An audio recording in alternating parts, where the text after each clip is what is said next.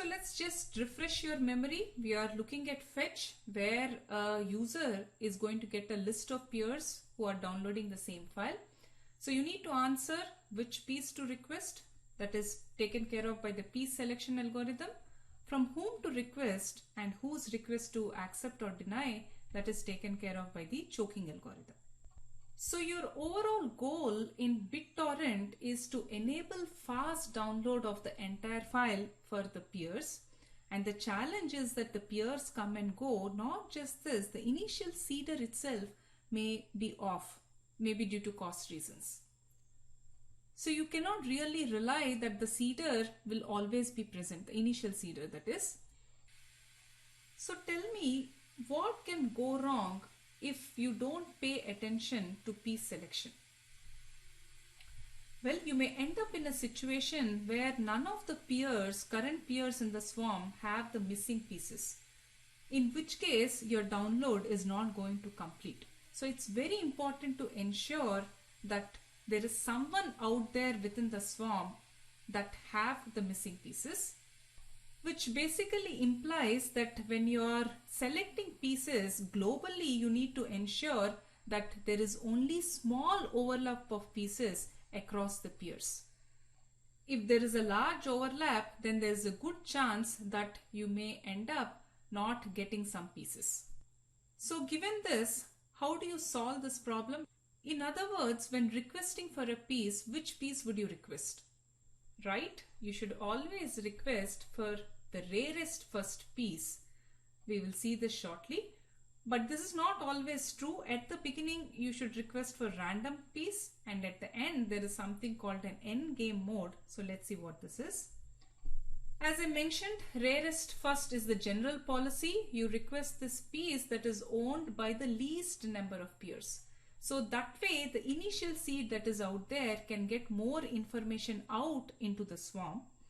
So this policy also replicates the rarest pieces as quickly as possible so that downloads can finish faster. Now this is the general policy, but at the beginning you don't want to do this rarest first, because rarest first typically results in slower download time. You do want to assemble the first piece quickly so that you can start to upload to others. So that is why at the beginning you should do your best to get one piece so that you can start to upload.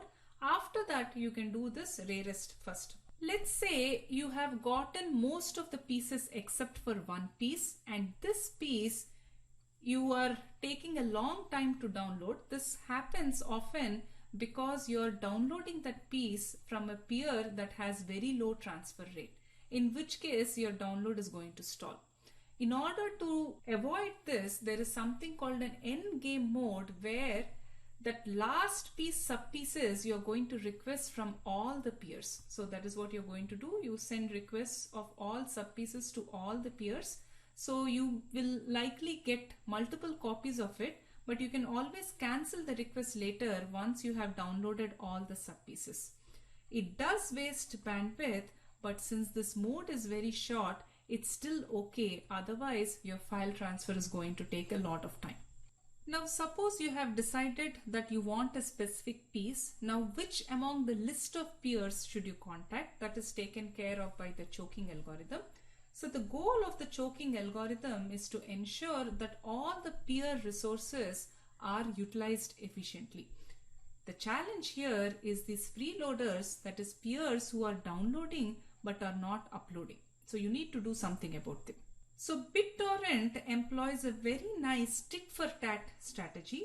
When you're downloading, you try to download from whoever you can, but when you're uploading, you do it via the tit for tat strategy. That is, you upload to peers which are uploading to you. In other words, you share the file with those who are sharing the file with you. Those who are not sharing the file with you, you choke them. In other words, you don't share the pieces that you have with them. So the result of this is you will have connections which are transferring data in both directions.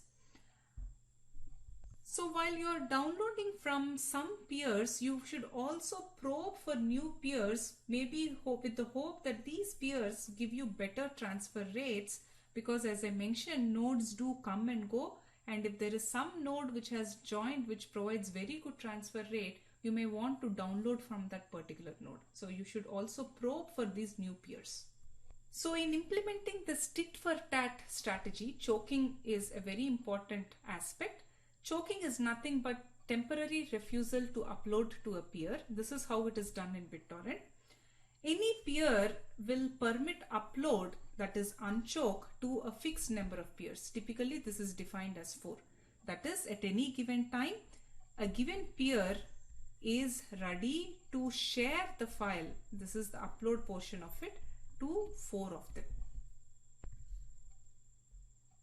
Now among these 4, how do you select them?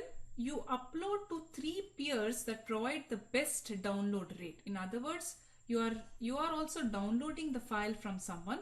Among these people, whoever is providing the best rate, you upload to them. And this list is periodically revised every 10 seconds.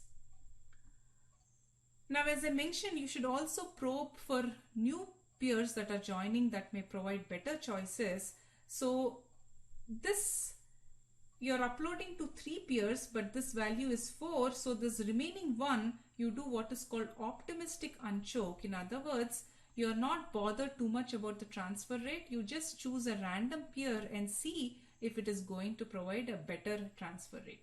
And this random peer, you're going to rotate every 30 seconds to see whether there is someone out there who is providing you better rate.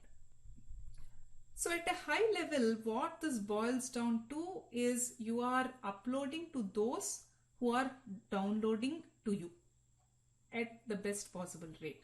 And periodically, you try to get hold of someone else who may provide a better rate than the current set of people from whom you are downloading. It so happens sometimes in BitTorrent that a peer is snubbed. That is, if it is choked by all the peers it was downloading from. Remember, as I said, you are downloading from a bunch of peers, and if all of them are not sharing the file with you, you are snubbed. And when you are snubbed, it is very difficult for you to download the file because no one is permitting download from them. So these snubbed peers basically stop uploading. If at all you are uploading to any of the peers, since no one is giving the file to you, you stop sharing the file with all these people. And these people, earlier as I said, optimistic unchoking is done only with respect to one peer, but these people who are snubbed do optimistic unchoking more often so that they may discover a new peer that is willing to upload to it. So there is yet another aspect you need to tackle in BitTorrent. Let's say you finished completely downloading the file. In other words, you have become a seeder. Now, who do you upload to? Earlier, the list of people who you're uploading to was based on from whom you're downloading, but now you have nothing to download. So in this particular case, you upload to those that are providing the best upload rate. The idea here is that since they have very good transfer rate, you can ensure that the pieces get replicated faster, which implies there'll be more seeders in the future. So this is another optimization that BitTorrent employs. So all this operation is captured in the figure. To begin with, let's say this is the new peer that wants to get a particular file. It will contact some web server based on Google search to get the torrent file. This is part of the publish search primitive. And once it gets the torrent file, it knows the URL of the tracker. So thereby it is going to contact the tracker. This is the join portion of the BitTorrent. And from this tracker, it is going to get the list of peers that are part of the swarm. And once it joins the swarm, based on this list of peers, it is going to establish TCP connections with these peers. It may establish with a lot of peers, but at any given time, it may be sharing data only with a subset of them. Note that. And once it joins the swarm, it will do fetch based on the tit for tat strategy as we have discussed. So now that we have discussed how BitTorrent works, can you think of 2 pros of BitTorrent and 2 cons of BitTorrent? Well, BitTorrent is quite popular and in practice it works quite well, mainly because it encourages peers to share resources and discourages these freeloaders. Unlike in the earlier approaches where you're downloading a file and it was resulted in a partial download and you want to resume, that particular peer may have disappeared. Whereas here you can resume partially downloaded files because the files are divided into chunks. So it's much easier here. The cons of BitTorrent is that it often works well for hot content and not so much for obscure content. What can go wrong with obscure content? The swarm basically cools off. In other words, there may not be many people that are part of the swarm for you to be able to download a file. Search may also be difficult because that finding the BitTorrent file may not be easy, and even if you found it, the tracker may not be active. So it's kind of not so easy to get obscure content. And there is also the danger of a single point of failure. In other words, if the tracker came down, that's it, you cannot distribute your file anymore. All in all, BitTorrent does file sharing in a particularly novel way. It's very suitable when handling these flash crowds. Unlike other approaches, it focuses on efficient fetch and not on search. And it has a very nice tit-for-tat strategy to tackle these freeloaders, which can really pull down file sharing. And it has quite a few optimizations and mechanisms built in to enable faster downloads. We saw some of these. How do you select pieces? How do you do anti-snubbing? How do you do upload only? So on.